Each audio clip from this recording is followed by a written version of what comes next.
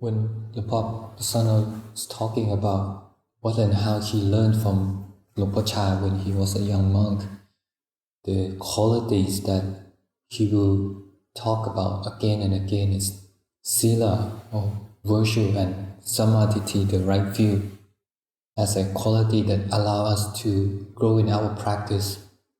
And back in those days at Wat Pong, the livelihood of the monks and lay people over there is quite far away from what we used to nowadays. On top of scarcity that already create pressure on people's living. As a monk, you're supposed to keep all the precepts. It's not only the precept, it's also like call what etiquette and standards. And Lumpur Cha, as one of his famous ways to teach his disciples, he will create what I call deliberate uncertainty to maximize frustration of his disciples. But wait, is Buddhist practice supposed to bring calm and peace? Why did Lumpur Cha want his disciple to be frustrated? Why didn't Lumpur Cha make Wat Pong as much comfortable as possible, like a retreat center? So back to what Lumpur Pasano said is the quality of virtue and right view that help us to grow in practice. So I think it's good to investigate on this because we try to follow the spirit of the way that Lumpur Cha teach his disciple back in those days here at Abhayagiri as well. So about the sila, one way that we can think about is we practice sila, we hold the virtue as a frame to guide our actions and decisions.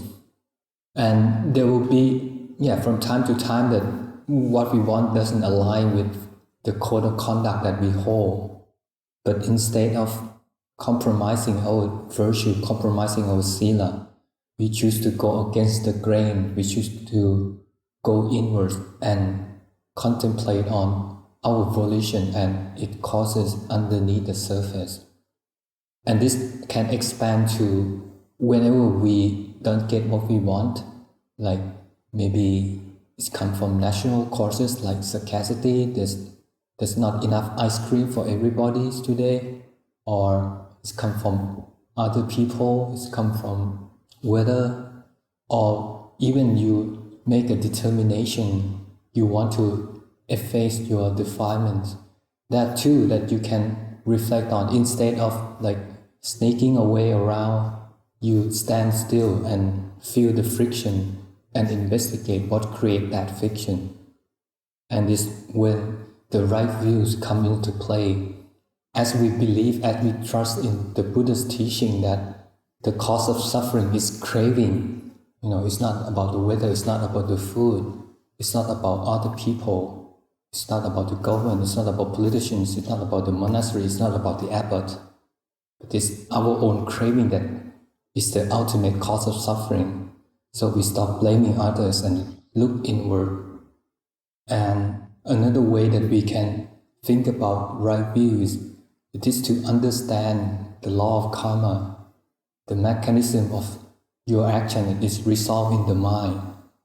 Different people have different thought about a single subject or topic. And this is the law of karma. We make our own way in our mind, in our mental landscape, and we have full responsibility to what we have done, but yet we can choose our path as well.